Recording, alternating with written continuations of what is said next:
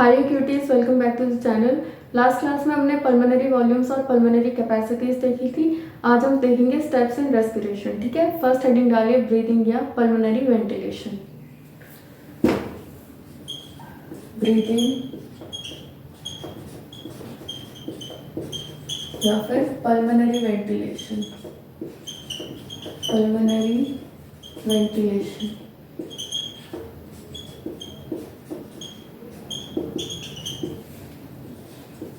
ठीक है, ब्रीदिंग एक फिजियोकेमिकल प्रोसेस है जिसमें हम क्या इन्वॉल्व करते हैं, इंस्पिरेशन और एक्सपिरेशन। ठीक है, क्या लिखते हैं, it is a physiochemical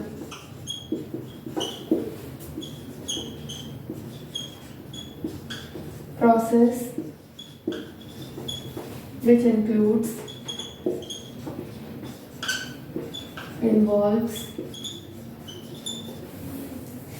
inspiration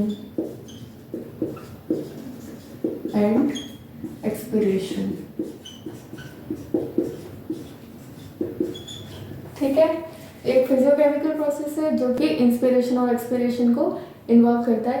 ये इंस्पिरेशन और एक्सपिरेशन हम डिस्कस करेंगे। ठीक है, आगे second point, major muscles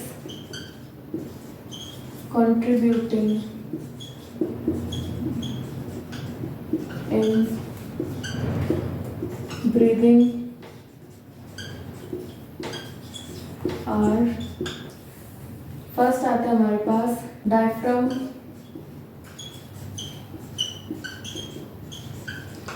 diaphragm को और हम क्या बोलते हैं, फ्रेनिक मसल्स बोलते हैं।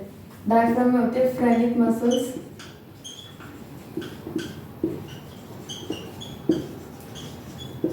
तो ये डायफ्राम या फ्रेनिक मसल्स कितना कंट्रीब्यूट करते हैं, इनका कंट्रीब्यूशन होता है 75%। ठीक है, फिर दूसरे आते हैं हमारे पास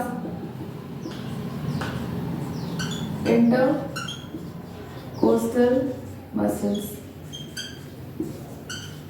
ठीक है, इंटरकोस्टल मसल्स का होते हैं, ये जो रिब्स होते हैं ना, रिब्स के बीच में होता है। ठीक है, बिटवीन रिब्स, रिब्स के बीच में होता है। और इनका कितना परसेंटेज कंट्रीब्यूशन होता है, 25%। ठीक है, इनका होता है 25% कंट्रीब्यूशन।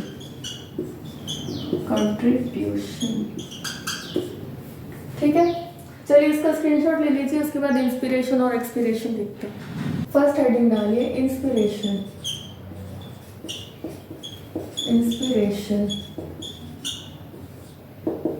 इंस्पिरेशन समझते हैं हम। इंस्पिरेशन में हम लेंगे एटमॉस्फेरिक एयर।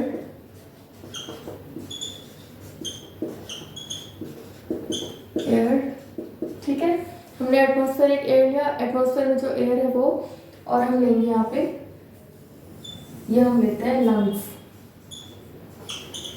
ठीक है, ये हमने ले लिया लंग्स। एटमॉस्फेयर में जो एयर या प्रेशर होता है उसको हम क्या बोलते हैं, एटमॉस्फेरिक प्रेशर। तो ये है एटमॉस्फेरिक प्रेशर, इसको हम बोलेंगे एटमॉस्फेरिक प्रेशर। ठीक है, और जो लंग्स का प्रेशर होता है उसको हम क्या बोलते हैं, इंट्रा पल्मोनरी प्रेशर। ठीक है, ये है हमारे पास इंट्रा पल्मोनरी प्रेशर। ठीक है, एयर में हमारे पास एटमॉस्फेरिक प्रेशर है और लंग्स में हमारे पास क्या है, इंट्रा पल्मोनरी प्रेशर। अब एयर में हमें पता है क्या है, ऑक्सीजन प्रेजेंट है। इंस्पिरेशन के लिए हमें क्या चाहिए, एयर में ऑक्सीजन प्रेजेंट है।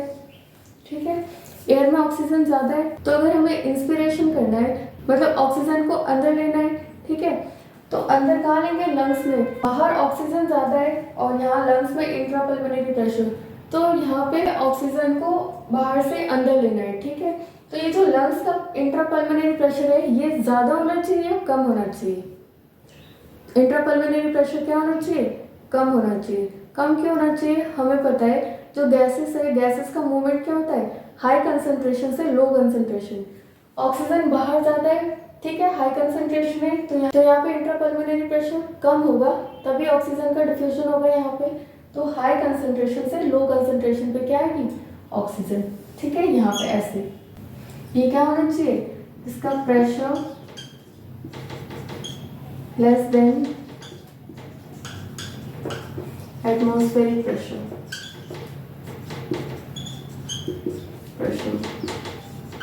ठीक है, एटमॉस्फेरिक प्रेशर से इंट्रापल्मोनरी प्रेशर क्या होना चाहिए, कम होना चाहिए। ठीक है, और क्योंकि हम ऑक्सीजन को अंदर लेते हैं तो उसको हम क्या बोलते हैं, पुल बोलते हैं, या फिर एनसीईआरटी क्या बोलते हैं इसको, नेगेटिव प्रेशर। ठीक है, तो ये कैसा होता है, नेगेटिव प्रेशर। और क्योंकि हम ऑक्सीजन को अंदर लेते हैं, इंस्पायर करते हैं, तो इसको क्या बोलते हैं, पुल बोलते हैं। क्या बोलते हैं इसको, पुल। तो नेगेटिव प्रेशर या पुल। ठीक है, यहाँ पे देखो ये हमने बनाया डायफ्राम।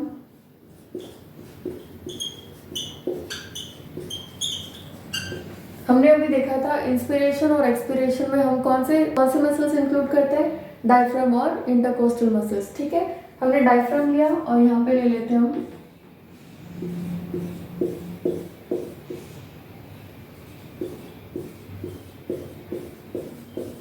ये क्या है, EICM।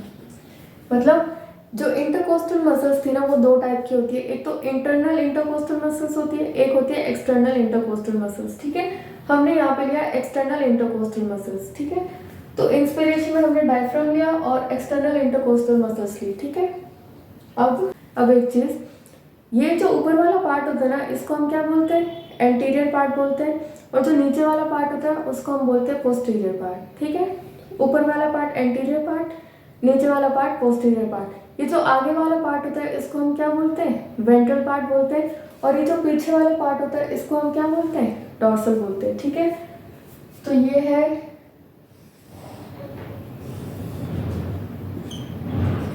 ये कौन सा पार्ट है, anterior.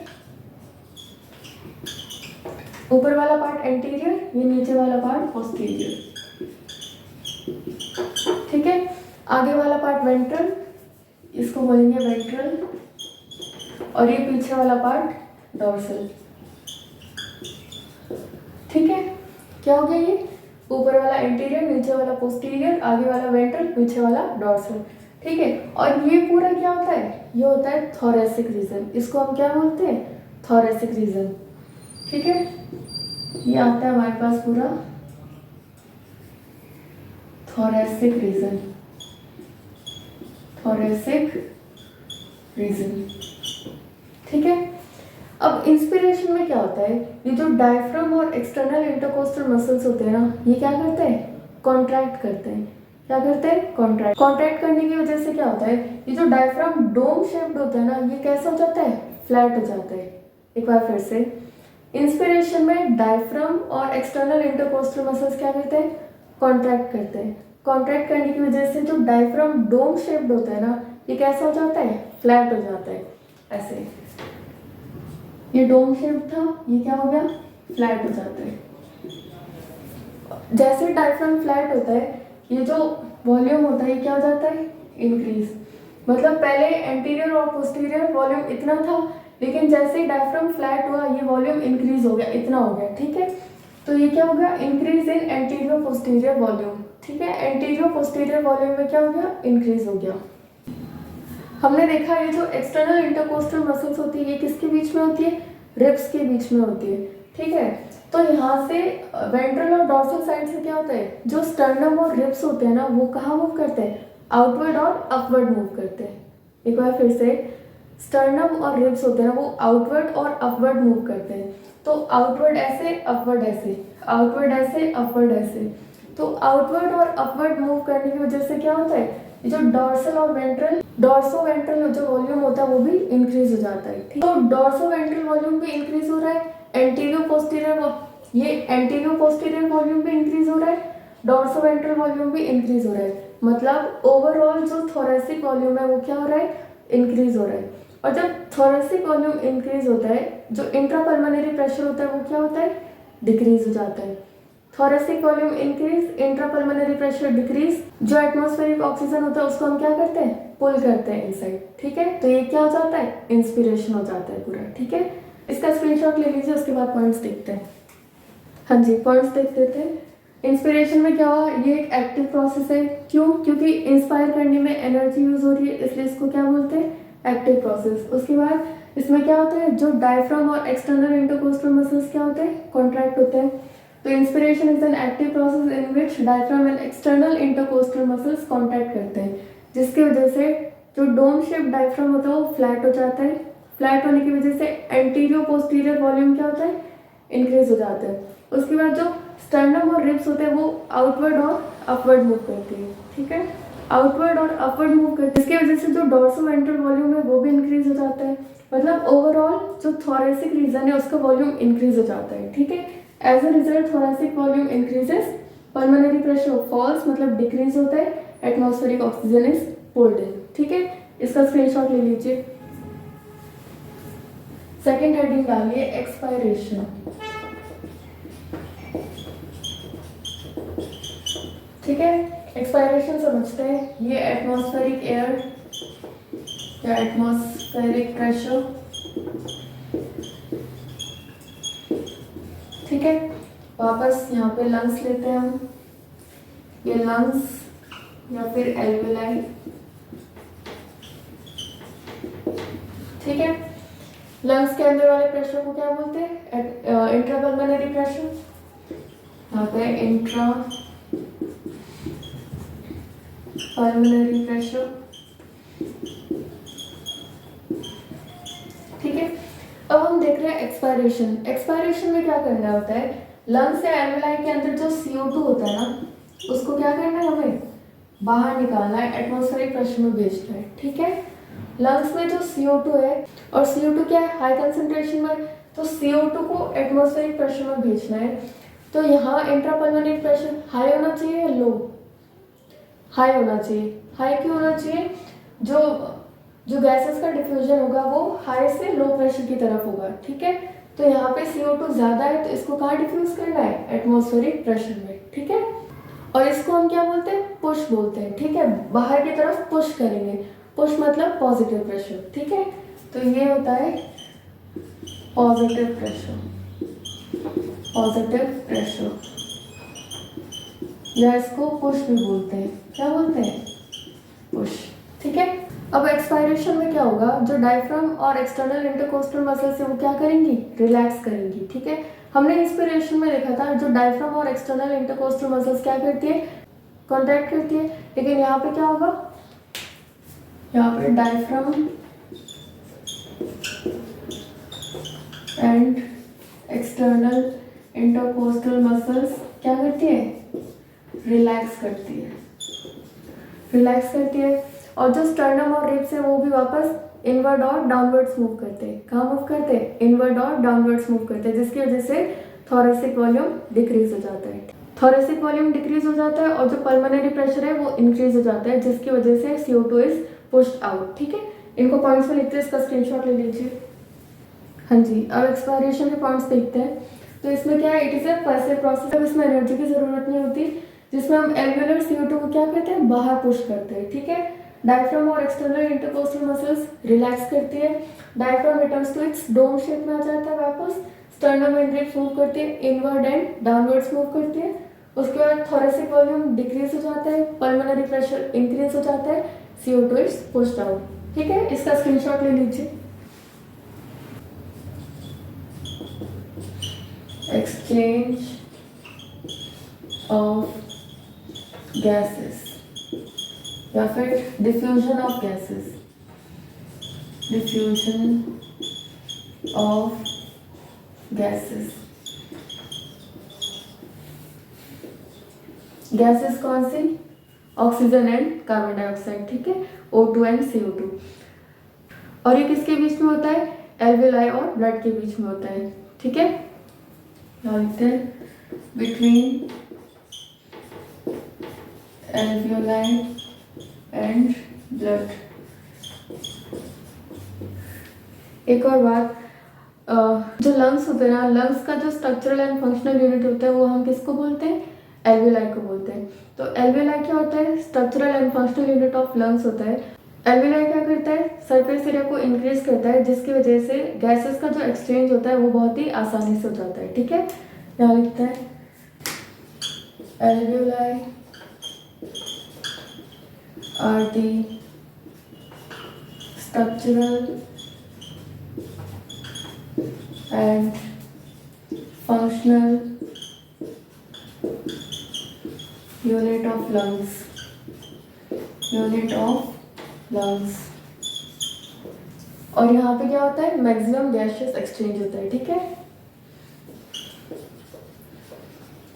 alveoli are the primary sites for gaseous exchange,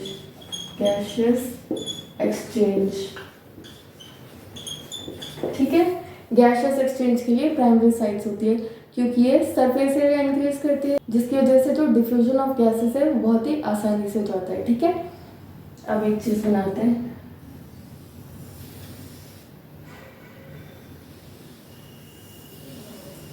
ये क्या है, ये है alveoli।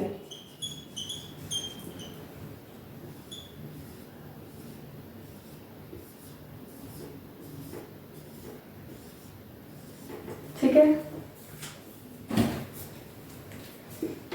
और ये बनाते हैं हम ब्लड कैपिलरीज। ये क्या है, blood capillaries.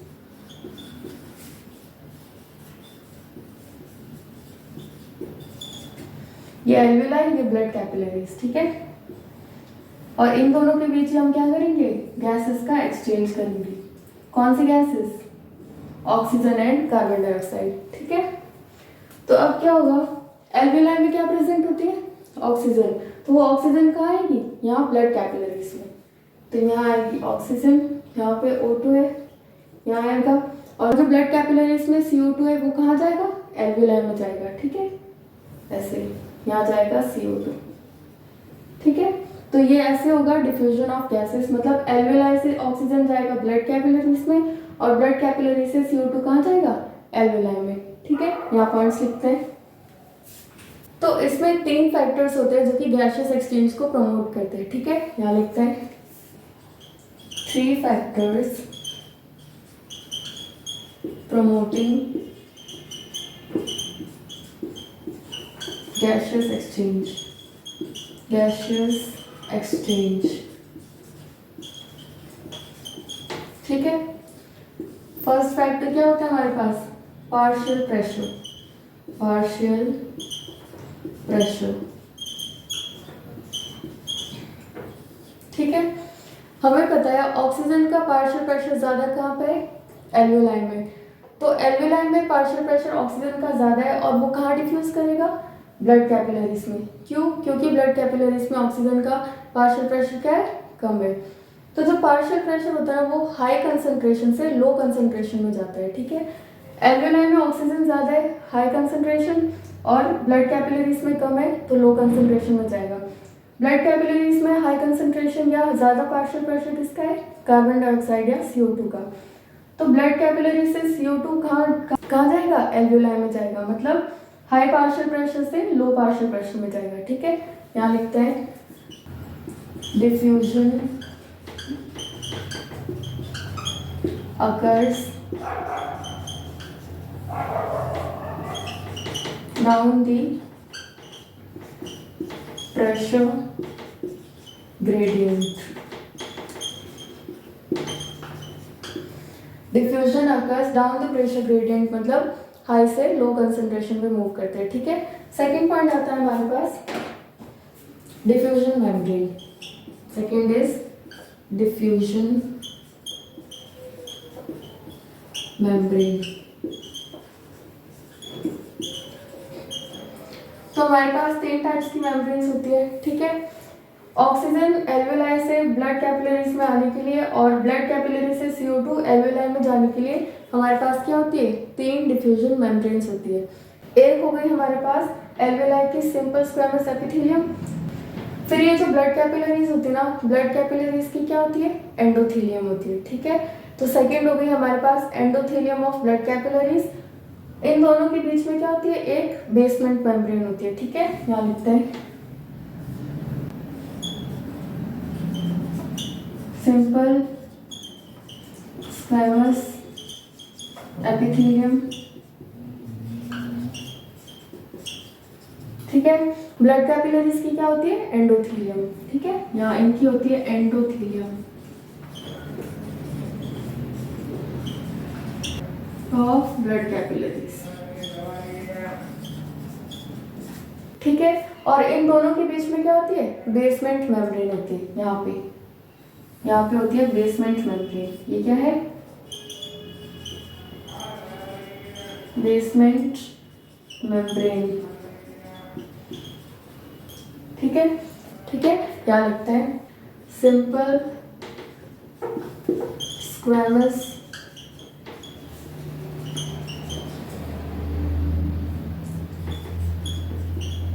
epithelium of alveoli plus इन दोनों के बीच में basement membrane,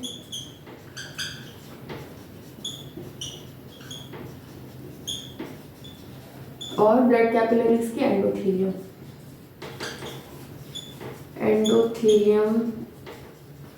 of blood capillaries, ठीक है। एक और चीज, ये जो एल्वेओलाई के सिंपल स्क्वैमस एपिथेलियम, इनके बीच में बेसमेंट मेम्ब्रेन और ब्लड कैपिलरीज के एंडोथेलियम, इन तीनों की जो कलेक्टिव थिकनेस होती है ना, वो 1 मिलीमीटर से भी क्या होती है? कम होती है, ठीक है। जिसकी वजह से ये जो ऑक्सीजन और CO2 गैसेस है, ये इजीली आसानी से डिफ्यूज कर जाती है, ठीक है। इन तीनों की collective thickness less than 1 mm, ठीक है। ये क्या थिकनेस है? थिकनेस क्या है? लेस देन 1 मिलीमीटर, ठीक है। उसके बाद थर्ड आता है हमारे पास, थर्ड आता है सॉल्युबिलिटी।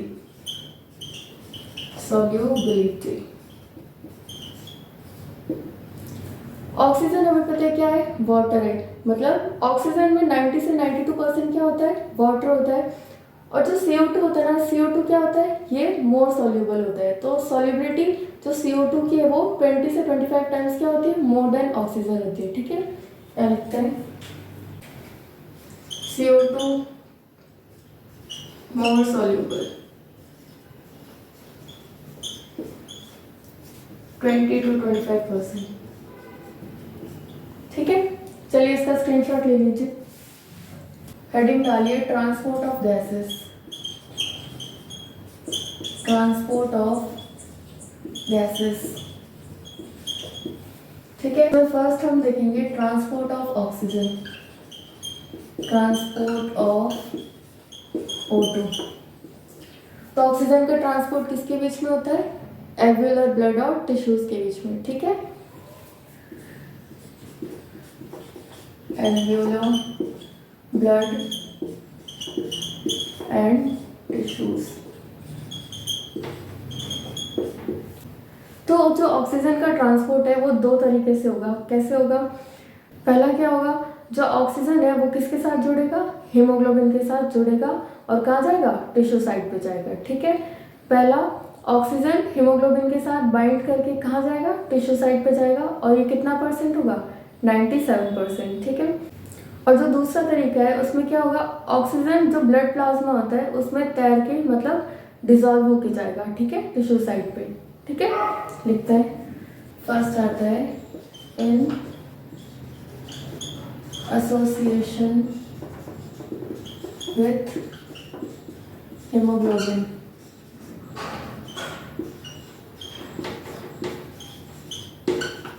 ठीक है।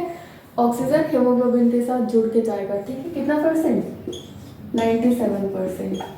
और दूसरा in dissolve form in blood plasma,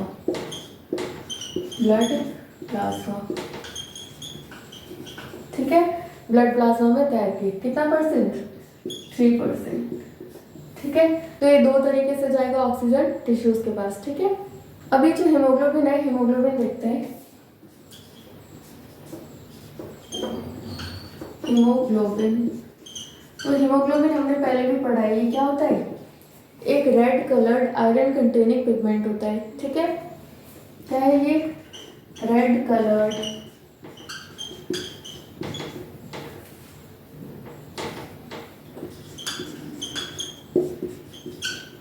containing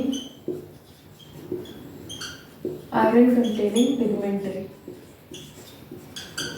ठीक है, हमने फर्स्ट पॉइंट देखा, जो ऑक्सीजन है किसके साथ जुड़ेगा, हीमोग्लोबिन के साथ जुड़ेगा। तो यहाँ पे लेते हैं Hb हीमोग्लोबिन, ये O2 ऑक्सीजन जुड़ा किसके साथ, हीमोग्लोबिन के साथ। अब ये क्या बनाएगा, ये बनाएगा HbO2, इसको हम क्या बोलते हैं, ऑक्सी हीमोग्लोबिन। ठीक है, तो ये हो गया ऑक्सी हीमोग्लोबिन। ठीक है, ये जो एक हीमोग्लोबिन होता है ये 4 ऑक्सीजन के मॉलिक्यूल्स को अपने साथ बाइंड कर सकता है। ठीक है, क्या, एक बार फिर से, एक हीमोग्लोबिन 4 ऑक्सीजन के मॉलिक्यूल्स को अपने साथ बाइंड कर सकता है, जोड़ सकता है। ठीक है, तो यहाँ पे 4 लिखते हैं। और एक बात, ये जो हीमोग्लोबिन की बाइंडिंग होती है ना, ये कैसी होती है, एक रिवर्सिबल बाइंडिंग होती है। रिवर्सिबल बाइंडिंग का मतलब हीमोग्लोबिन यहाँ पे ऑक्सीजन के साथ जोड़ा और क्या बनाया, HbO2 ऑक्सी हीमोग्लोबिन बनाया। तो ये कहाँ, कौन सी साइड पे बनाया, ये बनाया एल्वेलर साइड पे। ठीक है, ये है एल्वेलर साइड।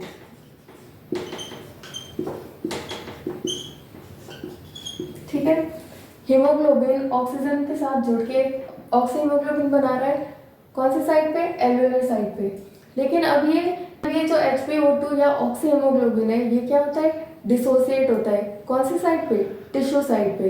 डिसोसिएट होगा तो वापस हीमोग्लोबिन और ऑक्सीजन क्या हो जाएंगे, अलग अलग हो जाएंगे। ये कौन सी साइड पे होता है, टिश्यू साइड पे होता है। ठीक है, तो यहाँ पे, तो ये टिश्यू साइड पे होता है, टिश्यू साइड।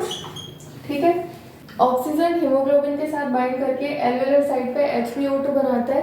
ये HbO2 कहाँ जाता है, टिश्यू पे जाता है। फिर टिश्यू साइड पे क्या होता है, HbO2 का डिसोसिएशन होता है, मतलब HbO2 क्या होते हैं, अलग अलग होते हैं, कौन सी साइड पे, टिश्यू साइड पे। फिर ये हीमोग्लोबिन और ऑक्सीजन डिसोसिएट हो जाते हैं। ठीक है, तो ये क्या होता है, रिवर्सिबल बाइंडिंग होती है, रिवर्सिबल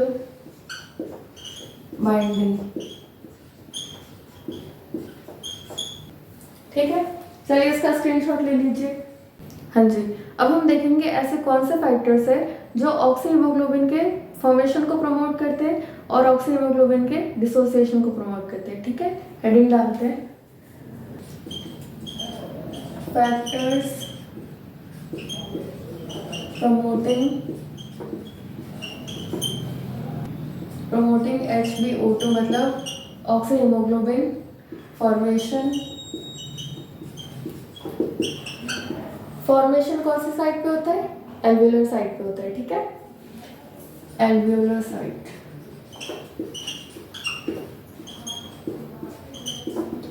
और ऐसे कौन से फैक्टर्स हैं जो कि डिसोसिएशन को प्रमोट करते हैं, फैक्टर्स प्रमोटिंग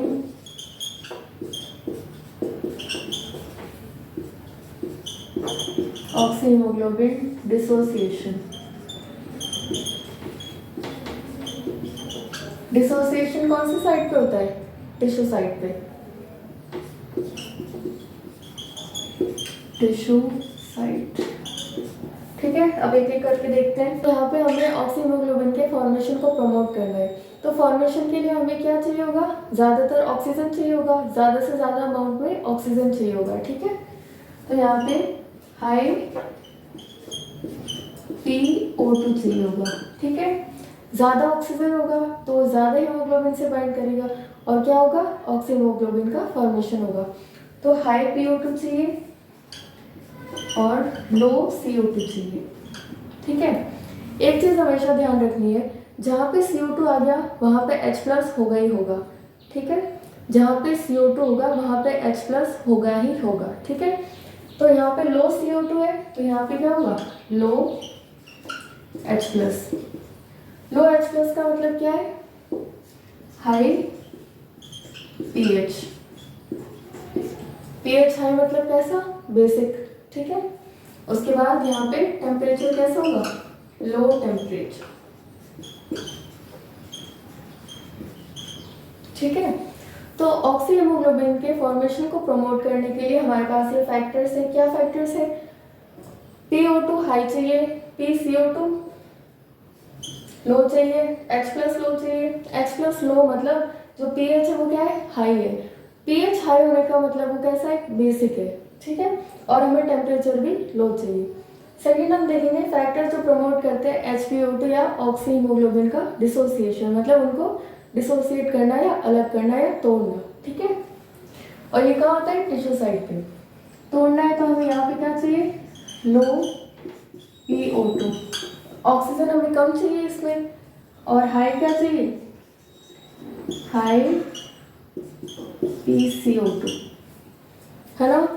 और हमने अभी देखा था जहाँ पे CO2 होगा वहाँ पे क्या होगा, H+ होगा। तो PCO2 हाई है तो H+ भी क्या होगा, हाई होगा। यहाँ पे हाई H+ हाई मतलब क्या है, लो pH है। लो pH का मतलब क्या है, एसिडिक pH है। लो pH मतलब एसिडिक, ठीक है। और टेम्परेचर्स भी यहाँ पे क्या होंगे, हाई टेम्परेचर। हाई टेम्परेचर भी डिसोसिएट करेगा HbO2 को, ठीक है। चलिए इसका स्क्रीनशॉट ले लीजिए, हेडिंग डालिए HbO2 डिसोसिएशन ग्राफ, ठीक है। हम ऑक्सी हीमोग्लोबिन का डिसोसिएशन ग्राफ देखेंगे, यहाँ दिखता है। एक्स एक्सिस पे क्या होता है, PO2, और वाई एक्सिस पे होता है परसेंटेज ऑक्सी हीमोग्लोबिन सैचुरेशन, ठीक है। एक्स एक्सिस पे PO2 होता है और वाई एक्सिस पे क्या होता है, परसेंटेज ऑक्सी हीमोग्लोबिन सैचुरेशन। इनका ग्राफ देखते हैं। तो ये कैसा होता है, सिग्मॉइड या एस शेप का होता है। ये होता है सिग्मॉइड या फिर एस शेप, ठीक है।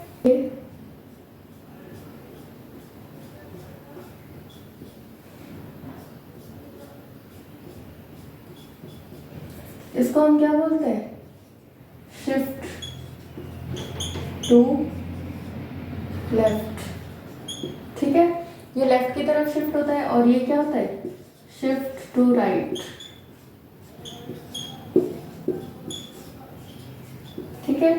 तो ये लेफ्ट और राइट की तरफ जो शिफ्ट होता है इसका क्या मतलब होता है, जो लेफ्ट की तरफ शिफ्ट होता है ये क्या बताता है, ऑक्सी हीमोग्लोबिन का एसोसिएशन या फॉर्मेशन बताता है। और ये जो शिफ्ट टू राइट होता है ये क्या बताता है, ऑक्सी हीमोग्लोबिन का डिसोसिएशन बताता है, ठीक है। यहाँ लिखता है सिग्निफाइज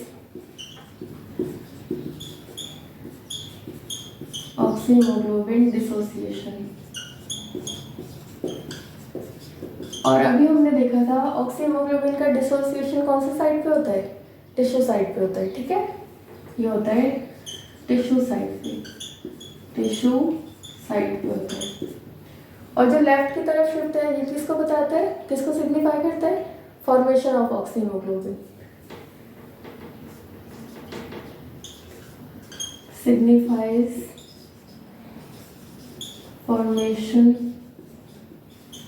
ऑफ ऑक्सी हीमोग्लोबिन। और ये कौन से साइड पे होता है, टिश्यू साइड पे होता है, ठीक है। सॉरी एल्वेलर साइड पे होता है, एल्वेलर साइड। कौन सी साइड पे होता है, एल्वेलर साइड। जो डिसोसिएशन होता है टिश्यू साइड पे होता है, ठीक है। इसका स्क्रीनशॉट ले लीजिए, एक नोट डालिए, in normal physiological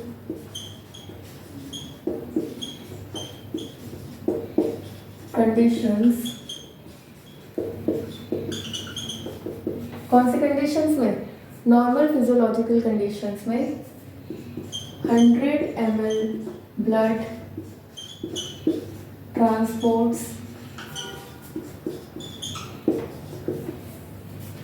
5 ml O2 to tissues, ठीक है। कितना, 5 ml 100 ml। तो नॉर्मल फिजियोलॉजिकल कंडीशंस में 100 ml ब्लड ट्रांसपोर्ट करता है 5 ml ऑक्सीजन टू टिश्यूज। ठीक है, इसका स्क्रीनशॉट ले लीजिए।